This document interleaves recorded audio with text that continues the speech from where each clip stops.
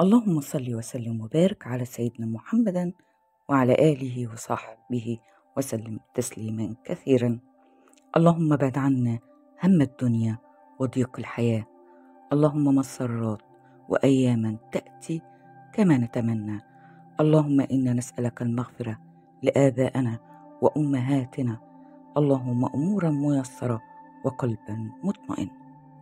كان هناك فتاة تدعى زهرة تعمل كمدرسة في إحدى المدارس الثانوية.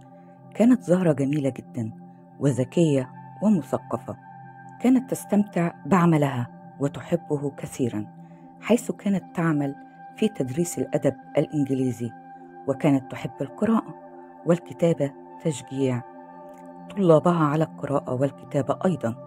بعد فترة من بداية العام الدراسي انتقل إلى المدرسة مدرس جديد كان اسمه محمد. في إحدى الأيام التقت زهرة بمحمد بعد التحاقه بالعمل بالمدرسة، وشعرت بشعور غريب تجاهه.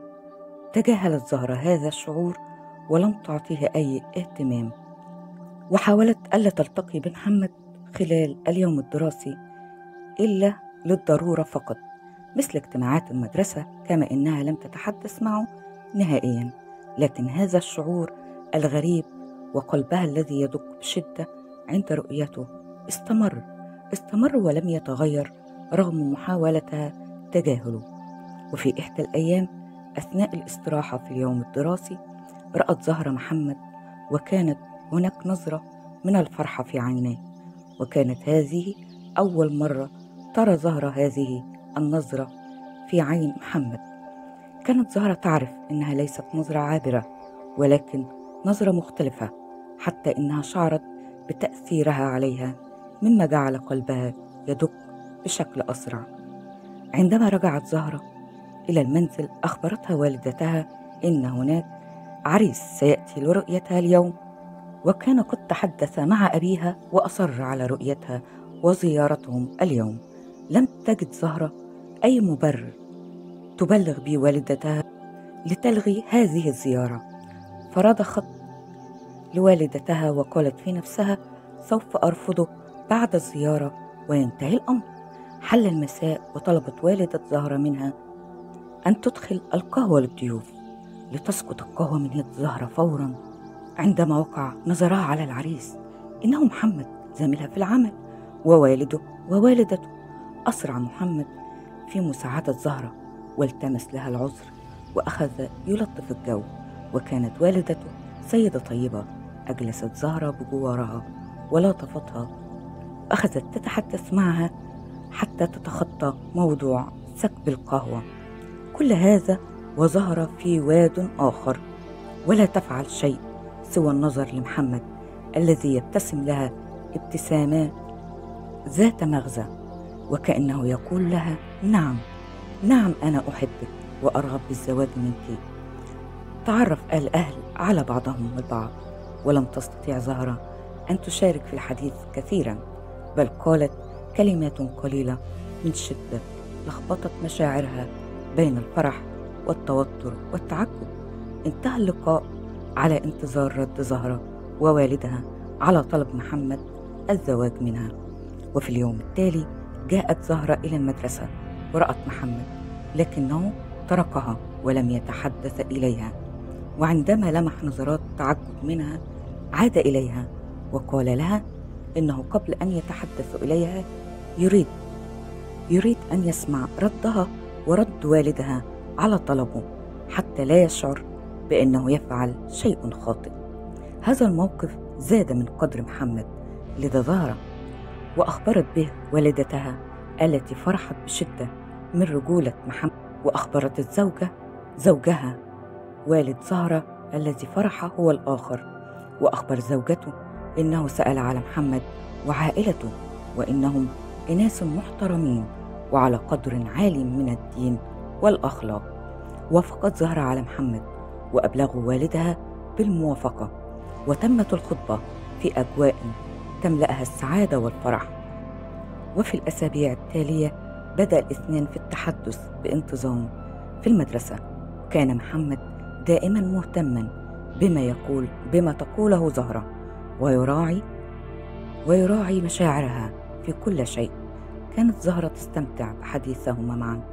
ثم بعد فترة طلب محمد من والد زهرة أن يعقد القران حتى يتمكنوا من الخروج مع بعض لبعض الوقت، ووافق والدتها ووالدها، وتم عقد القران في أجواء مليئة بالسعادة والفرح. بعدها بدأ محمد وزهرة في الخروج معا، وكان كل منهما يحب قضاء الوقت مع الآخر. بعد بضعة أسابيع تغير شيء في مدرسة زهرة ومحمد، حيث تم إلغاء مادتها في الفصل الدراسي التالي، وتغيرت مواعيد ذهابها للمدرسة لتتعارض مع مواعيد ذهاب محمد. وكانت زهرة تشعر بالحزن والضياع بسبب هذا القرار من شدة حبها وتعلقها بمحمد. هون عليها محمد الأمر وأخبرها إنه يسعى جاهدا لإتمام وإنهاء تجهيز شقتهم ليتمكنوا من الزواج في الأجازة الصيفية القادمة، وبالتالي سوف يكونوا في بيت واحد، ولن تستطيع قرارات المدرسة أن تفرقهم، وسيرون بعضهم كل يوم.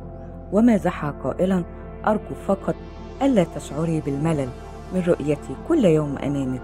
ضحكت زهرة بعدها، كانت تبكي وعاهدت محمد ألا تمل منه أبدا. ومرت الأيام، وكان خلالها الحبيبان يشاركان بعضهما في تأسيس منزلهما. وأتت الأجازة الصيفية وتم تحديد يوم الزفاف، وعاهد محمد وزهرة بعضهما على أن يكون دائما صديقين وحبيبين قبل أن يكونا زوجين. وكان يوم زفافهما من أجمل الأيام، وكان الجميع يشعر بالسعادة والفرح لهما. وبعد عام من الزفاف كلل هذا الحب من أول نظرة بتوأم سموهم مودة ورحمة. فالشخص عندما يلتقي بشخص آخر ويشعر بجاذبية قوية تجاهه دون أي مقدمات أو تعارف سابق، يعتبر الحب من أول نظرة. النظرة الأولى من أروع المشاعر التي يمكن أن يشعر بها الإنسان، فقد ينتاب شعور بالسعادة والحماس والفرح والإثارة، كما يشعر برغبة قوية في التعرف على هذا الشخص الذي يشعر تجاهه بتلك الجاذبية ويرغب في التقرب منه. ومن المعروف أن الحب من النظرة الأولى يتميز بالقوة والشدة، فهو ينشأ بسرعة ويؤثر بشكل كبير على حياة الشخصين اللذان يشعران به، فقد يؤدي إلى تقدمهما على اتخاذ خطوات جريئة ومتسارعة مثل الارتباط والزواج دون أن يمروا بفترة معقولة من التعارف على بعضهما البعض، مما يترتب عليه قرارات خاطئة أحيانا. لذا ننصح التريث في اتخاذ أي قرارات في حالة الحب من النظرة الأولى. وبالتوفيق للجميع، وإن شاء الله في قصص هادفة أخرى بإذن الله.